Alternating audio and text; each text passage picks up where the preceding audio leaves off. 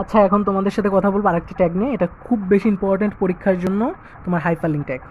আসলে দেখা যায় হাইপারলিঙ্ক ট্যাগ তোমার পরীক্ষায় এইচটিএমএল থেকে প্রশ্ন আসলে টেবিল অ্যান্ড হাইপারলিঙ্ক এই দুইটা মাস্ট আসে পরীক্ষায়। এখন হাইপারলিঙ্ক পড়ার আগে তোমার একটা জিনিস জানতে হবে, সেটা হচ্ছে হাইপারলিঙ্ক রেফারেন্স। আমাদের যেটা আমরা জানি হাইপারলিঙ্কের তোমার অ্যাট্রিবিউট হিসেবে কিন্তু এই রেফারেন্সটা আমাদের দরকার হয়, এটা হাইপারলিঙ্কের অ্যাট্রিবিউট হিসেবে। এখন তুমি চিন্তা করো হাইপারলিঙ্কটা আসলে কি, একেবারে খুব ইজি একটা জিনিস। তুমি দেখো একটা ওয়েব পেজ, এটা তোমার একটা ওয়েব পেজ, আমরা ওয়েবসাইট নিয়ে এখানে কথা বলতেছি, সো ওয়েব পেজ নিয়ে আমাদের কথা আসতেছে, সবই ওয়েব পেজের উপর ডিপেন্ড করবে। এখন তুমি চিন্তা করো যে এখানে তুমি যদি একটা ওয়েব পেজের কথা চিন্তা করো, এই ওয়েব পেজে যখন তুমি এখানে ধরো লেখা আছে তোমার একটা, ধরো গো, এখন এই গোতে তুমি ক্লিক করলে দেখবা যে তুমি গুগলে চলে যাচ্ছ, বা গোতে ক্লিক করলে দেখা যাচ্ছে তুমি আরেকটা পেজে চলে যাচ্ছ। এইটাকেই বলা হয় তোমার হাইপার লিঙ্ক। হাইপার লিঙ্ক হচ্ছে একটার সাথে আরেকটা লিঙ্কেজ, মানে একটা পেজের সাথে আর একটা পেজের কি থাকে, একটা কানেক্টেড থাকে, সেটাকে বলা হয় তোমার হাইপার লিঙ্ক। এখন তুমি চিন্তা করো কোনো টেক্সটের সাথে হাইপারলিঙ্ক করবা বা কোনো কিছুর সাথে করলে এটা একটা রেফারেন্সে ফ্রেমে কাজ করতে হবে। যেরকম এই রেফারেন্সটা হতে পারে তোমার google.com, yahoo.com, তুমি যার সাথে করতে পারো বা যার সাথে করতে চাও, তুমি middle.com। মেন কথা তুমি কোনো একটা ওয়েবসাইটের সাথে আরেকটা ওয়েবসাইটের সংযুক্ত করাটা হচ্ছে তোমার হাইপার লিঙ্ক। এখন এটা কীভাবে কাজ করে, এটা একটা কীভাবে লিখবো দেখো। পরীক্ষা যদি এরকম আসে যে কোনো একটা জিনিস তোমাকে দিয়ে দিচ্ছে, ধরো এখানে একটা দিয়ে দিচ্ছে, ধরো হচ্ছে তোমার টেক্সট, সামথিং বোঝার জন্য টেক্সট। এই টেক্সটে তুমি ক্লিক করলে চলে যাবে তোমার গুগলে। এখন তোমাকে বলতে হবে এই টেক্সটে ক্লিক করলে গুগলে কীভাবে যাবে। আচ্ছা দেখো, হাইপার লিঙ্কের আমরা এখানে ছিলাম, জাস্ট তুমি এখানে ক্লিক করলে দেখা যাচ্ছে আরেকটা পেজে চলে যাচ্ছে। এখন এটার ইউজটা দেখবো আমরা যে এটা কীভাবে লিখবো। দেখো হাইপার লিঙ্ক, আমি এটা দ্বারা লিখতেছি হাইপার লিঙ্ক। এখন এরপরে আমি হচ্ছে এইচ রেফ, এটা হচ্ছে হাইপার লিঙ্ক রেফারেন্সটা আমাকে করতে হবে। তো এইচ রেফ হাইপারলিঙ্ক রেফারেন্স দিব। এই রেফারেন্সের মধ্যে কি করতে হবে, আমাদের একটা রেফারেন্স নেম দিতে হবে। রেফারেন্স নেমটা কি হতে পারে, তোমার হতে পারে সেটা google.com, সেটা হতে পারে ইয়াহু। যদি প্রশ্নে তোমাকে বলে যে সেটা গুগল অ্যাক্সেস করবে তাহলে তুমি google.com দিবা। যদি সেটা ইয়াহু বলে তাহলে ইয়াহু করবা। যদি পেজ.com বলে পেজ.com, যদি তোমাকে কোনো কিছু বলে জাস্ট এইটাই করবা .com, বুঝছো, .com দিবা। মেন কথা এটা তোমার কোনো একটা মেইন একটা তোমার হচ্ছে ইকে ইন্ডিকেট করতেছে। এখন আমরা কি করি, google.com এটা ইউজ করি, google.com। এখন এখানে আমি ইউজ করলাম এই স্টেপ google.com। তাহলে তোমার কী হয়ে যাবে, এটা অ্যাক্সেস করবে google.com-এ অ্যাক্সেস করবে পুরোপুরি। তুমি এখন যে টেক্সটের উপরে ক্লিক করবে সেই টেক্সটটা কোথায় নিয়ে যাবে, google.com-এ নিয়ে যাবে। ধরো আমি জানতে চাচ্ছি আইসিটি সম্পর্কে, আইসিটি।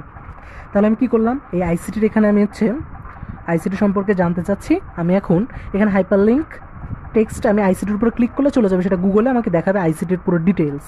তাহলে আমি কীভাবে এটা করব, আমাকে ধরো প্রশ্নে বলছে যে রাফি কোনো একটা টেক্সট, আইসিটি লেখা কোনো একটা টেক্সটের উপরে ক্লিক করলো, সেটা তোমার গুগলে নিয়ে আইসিটির পুরো ডিটেলসটা দেখালো। এখন সে কীভাবে এটা সলভ করবে বা এটা কীভাবে সে এইচটিএমএল ট্যাগটা লিখবে। এখন এটা লিখতে নিলে আমি কী করতে হবে, আগে আমার রেফারেন্সটা কী করতে হবে, গুগলকে ইন্ডিকেট করতে হবে। তাহলে তুমি ফার্স্টে চিন্তা করো তাহলে আমি এটা প্রথম থেকে লিখি এইচ রেফ, এটার পরে তুমি হচ্ছে google.com দিবা, google.com এটাকে তুমি লিখলা। তাহলে দেখা গেল যে তুমি এখানে তুমি রেফারেন্সটা দিয়ে দিলা। এখন এর মধ্যে তোমাকে লিখতে হবে যে কাকে, ধর হচ্ছে সে ক্লিক করলো আইসিটি। সো আইসিটি যখন আইসিটির উপরে ক্লিক করবে তখন সে google.com অ্যাক্সেস করবে। এখন আইসিটির উপরে ক্লিক করে এখন তুমি তাহলে কী করলে, এটা তোমার হাইপারলিঙ্ক টেক্সটটাকে ক্লোজ করে দিলাম। তাহলে দেখা যাবে যে আইসিটির উপর ক্লিক করার সাথে সাথে সে এটা google.com-এ নিয়ে পুরো আইসিটির ডিটেলসটা দেখাবে।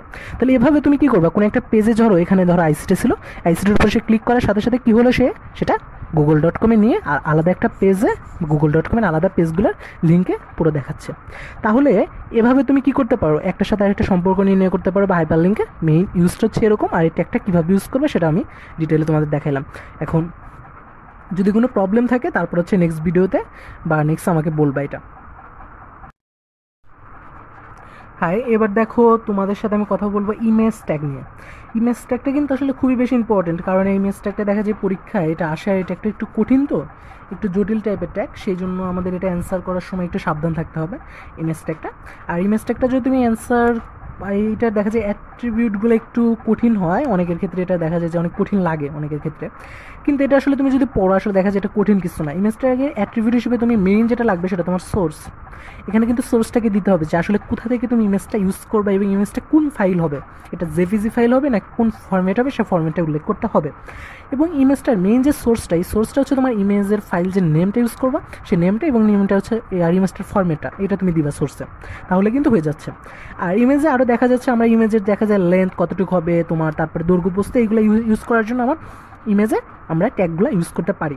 এখন আবার দেখা যায় তোমার হচ্ছে ইমেজের কোথায় অবস্থান, ইমেজটা হবে মিডিলে হবে নাকি ইমেজটা তোমার সাইডে হবে, লেফটে হবে বা রাইট হবে, এইটা ইউজ করার জন্য ইমেজ ট্যাগের এই অ্যাট্রিবিউটগুলো আমরা ইউজ করলে হয়ে যাচ্ছে। তাহলে দেখো তোমাদের এখন একটু ডিটেইলে আমি একটু ব্যাখ্যা দিয়ে আসি। তুমি চিন্তা করো যে এটা আমার একটা ওয়েব পেজ, এখানে আমার একটা ইমেজ আছে, এই ইমেজটাকে আমি মাঝে রাখলাম। ইমেজটাকে যদি তুমি এখন মাঝে রাখতে চাও তাহলে তুমি এখন আসলে ইমেজটা আমি কীভাবে আগে এখানে সেট করব, এই ওয়েব পেজের এই ইমেজটা আমি কীভাবে এখানে সেট করব, সেট করার জন্য আমরা কী করবো, ট্যাগটা কীভাবে লিখবো, ধরো আমি এখানে ইমেজ ট্যাগটা দিতে হবে আমাকে, ইমেজ, দেন আমার এখানে সোর্স ইউজ করতে হবে, SRC সোর্স। এখন এই সোর্সের মধ্যে আমাদের লিখতে হবে যে ইমেজটা আসলে কি নাম, এবং এটা ধরো এটা এটা তোমার হচ্ছে ম্যাঙ্গো, ঠিক আছে। এখন ধরো এটা হচ্ছে তুমি ইমেজটা লিখলা, এখন ইমেজটা কি হবে তোমার জেপিজি ফাইল হলে জেপিজি, সো ফরম্যাটটা লিখবা। এখন এটাকে যদি আমি একটু বড় করে লিখি দেখো তোমাদের সুবিধার্থে, ধরো তুমি এখানে ইমেজ ইমেজ এই সোর্স, এই সোর্সটাই কিন্তু তোমার সবচেয়ে বেশি ইম্পর্টেন্ট। সোর্সটা কি, সোর্সের মধ্যে তুমি ধরো নাম দিলা S1, আমি নামটা একটু বড় করে দিচ্ছি, S1.jpg দিলাম। সো S1.jpg এটা দিলা তুমি ইমেজের সোর্সে। তাহলে দেখো এইটা যখনই তুমি দিয়ে দিবে ইমেজের সোর্সে তাহলে দেখা যাচ্ছে তো তোমার ইমেজটা এইটাকে এইটাই তোমার হচ্ছে ইমেজের নেম দিয়ে তুমি এই ইমেজটা এখানে পেয়ে যাচ্ছ। এখন এই ইমেজটার মধ্যে আরও কিছু অ্যাট্রিবিউট যদি আমি অ্যাড করতে চাই, ইমেজটা ধরো হচ্ছে মিডিল পয়েন্টে থাকবে বা লেফটে যদি আমি রাখতে চাই বা রাইটে যদি রাখতে চাই তাহলে কি করব, দেখো ইমেজের আরও কিছু অ্যাট্রিবিউট আমি এখানে অ্যাড করব। তাহলে তুমি কি করবা, জাস্ট এই ইমেজ ট্যাগ, এই ট্যাগটা কিন্তু রাখবা সোর্সটার মধ্যে, কিছু জিনিস আমি অ্যাড করব জাস্ট সোর্সের মধ্যে। তাহলে আমি কি করব, সোর্স SRC সোর্স সমান আমি নিচে নিয়ে আসলাম। এখন এইটার মধ্যে আমি কিছু জিনিস অ্যাড করব, ধরো আমার ইমেজের নাম হচ্ছে S1JPG, ওকে। এটার মধ্যে আমি আরও কিছু জিনিস অ্যাড করলাম, ধরো হচ্ছে এটা ধরো তুমি দিতে পারো 200 বা 200 পিক্সেল দিতে পারো, পিক্সেলে করতে পারো, ঠিক আছে। তারপরে তুমি হাইট দিতে পারো, তুমি ইমেজের মধ্যে হাইট দিতে পারো ধরো 200। সো ইমেজের মধ্যে কিন্তু তুমি এগুলা দিয়ে দিলে তাহলে ইমেজটা আসলে তোমার কত পিক্সেল হাইট এবং এটা তাহলে এগুলো কিন্তু তুমি এখানে ইন্ডিকেট করতে পারতেছো।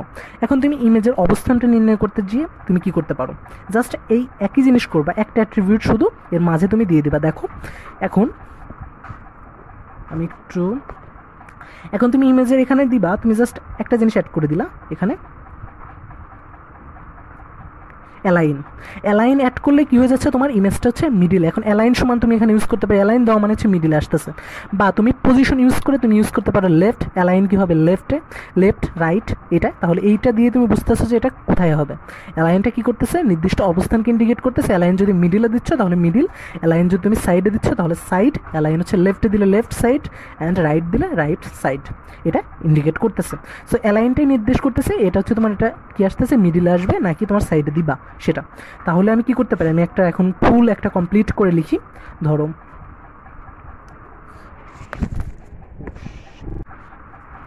দেখো আমি এখন একটা এক্সাম্পল লিখি। তাহলে আমরা হচ্ছে image tag source SRC S1.jpg, এখন এর মধ্যে আমি অ্যালাইনটি উল্লেখ করে দিলাম, ধরো অ্যালাইন, এখন এটা উল্লেখ করে দিলাম তোমার হচ্ছে, তাহলে দেখবা যে তুমি কি করতে অ্যালাইনটা ধরো হচ্ছে আমরা অ্যালাইনটা উল্লেখ করলে আসলে দেখা যাচ্ছে এটা হচ্ছে মিডিলে আমাদের ইন্ডিকেট করতেছে, পুরো এটা তোমার ইমেজটা হচ্ছে মিডিলে আসবে। তাহলে এর মধ্যে তুমি অ্যালাইনটা উল্লেখ করলে কিন্তু আসতেছে মিডিলে, লেফট তুমি যদি এখন লেফট ইউজ করো তাহলে দেখা যাচ্ছে তুমি এটা লেফট সাইডে চলে আসতেছে। তাহলে কিন্তু আমি ইমেজটা কি আসলো, লেফট সাইডে চলে আসলো। এর মধ্যে তুমি যদি এখন হাইট টাইট দিয়ে দাও বা কত পিক্সেল আছে সেটা দিতে পারো। আবার একটা কাজ করতে পারো, ইমেজে তুমি বর্ডার ইউজ করতে পারো। ইমেজে কিন্তু আমরা কি করতে পারি, বর্ডার ইউজ করতে পারি বা আমি ইমেজের মধ্যে কালার ইউজ করতে পারি। তাহলে কি করবা, তুমি এখানে তুমি কালারটা দিয়ে দিবা, ঠিক আছে? তুমি জাস্ট লাস্টে কালারটা দিয়ে দিবা। ধরো ইমেজ সোর্স s1.jpg, তুমি এখানে কি করলা, এখানে যদি তুমি কালারটা দিতে চাও তাহলে তুমি ব্যাকগ্রাউন্ড কালার হিসেবে দিয়ে দিতে পারো। তুমি বাইরের কালারটা ব্যাকগ্রাউন্ড কালার দিতে পারো, ইমেজের ব্যাকগ্রাউন্ড কালার তুমি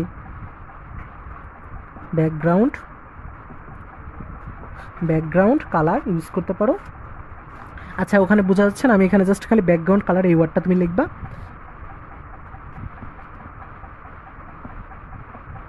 colour equal to blue. So এইটা যখনই তুমি দিয়ে দিবা তাহলে তুমি এখানে ব্যাকগ্রাউন্ড কালার দিয়ে দিলে, ধরো সেটা image src equal to s1jpg। তুমি এটার সাথে কি করলা, ব্যাকগ্রাউন্ড কালার যখন দিয়ে দিলা ব্লু, তার মানে এটা তোমাকে কি করতেছে, ব্লু কালারকে ইন্ডিকেট করতেছে। তোমার ব্যাকগ্রাউন্ডটাও কিন্তু ইমেজের দেখা যাচ্ছে ব্লু কালার। তাহলে তুমি ইমেজে এভাবে কি করতে পারো, তুমি সবগুলো ট্যাগ একসাথে করেও কিন্তু লিখতে পারতেছো, এটাও কোনো সমস্যা হবে না। এভাবে তুমি কি করতে পারো, খুব ইজিলি তুমি ইমেজ ট্যাগটার সবগুলো অ্যাট্রিবিউট ইউজ করতে পারতেছো জাস্ট সোর্সের মধ্যে। তাহলে আমি কি করব, সোর্স src সোর্স সমান আমি নিচে নিয়ে আসলাম। এখন এইটার মধ্যে আমি কিছু জিনিস অ্যাড করবো। ধরো আমার ইমেজের নাম হচ্ছে s1jpg, ওকে। এটার মধ্যে আমি আরও কিছু জিনিস অ্যাড করলাম। ধরো হচ্ছে এটা ধরো তুমি দিতে পারো 200 বা 200 পিক্সেল দিতে পারো, পিক্সেলে করতে পারো, ঠিক আছে। তারপরে তুমি হাইট দিতে পারো, তুমি ইমেজের মধ্যে হাইট দিতে পারো, ধরো 200। সো ইমেজের মধ্যে কিন্তু তুমি এগুলা দিয়ে দিলে তাহলে ইমেজটা আসলে তোমার কত পিক্সেল হাইট এবং এটা, তাহলে এগুলো কিন্তু তুমি এখানে ইন্ডিকেট করতে পারতেছো। এখন তুমি ইমেজের অবস্থানটা নির্ণয় করতে গিয়ে তুমি কি করতে পারো, জাস্ট এই একই জিনিস করবা, একটা অ্যাট্রিবিউট শুধু এর মাঝে তুমি দিয়ে দিবা। দেখো এখন আমি এখন তুমি ইমেজের এখানে দিবা, তুমি জাস্ট একটা জিনিস অ্যাড করে দিলা এখানে, অ্যালাইন অ্যাড করলে কি হয়ে যাচ্ছে, তোমার ইমেজটা হচ্ছে মিডিলে। এখন অ্যালাইন সমান তুমি এখানে ইউজ করতে পারো, অ্যালাইন দেওয়া মানে হচ্ছে মিডিলে আসতেছে। বা তুমি পজিশন ইউজ করে তুমি ইউজ করতে পারো লেফট, অ্যালাইন কী হবে, লেফট রাইট এটা। তাহলে এইটা দিয়ে তুমি বুঝতেছো যে এটা কোথায় হবে। অ্যালাইনটা কী করতেছে, নির্দিষ্ট অবস্থানকে ইন্ডিকেট করতেছে। অ্যালাইন যদি মিডিলে দিচ্ছ তাহলে মিডিল, অ্যালাইন যদি তুমি সাইডে দিচ্ছ তাহলে সাইড, অ্যালাইন হচ্ছে লেফটে দিলে লেফট সাইড অ্যান্ড রাইট দিলে রাইট সাইড, এটা ইন্ডিকেট করতেছে। সো অ্যালাইনটাই নির্দেশ করতেছে এটা হচ্ছে তোমার এটা কি আসতেছে, মিডিলে আসবে নাকি তোমার সাইডে দিবা সেটা। তাহলে আমি কি করতে পারি, আমি একটা এখন ফুল একটা কমপ্লিট করে লিখি। ধরো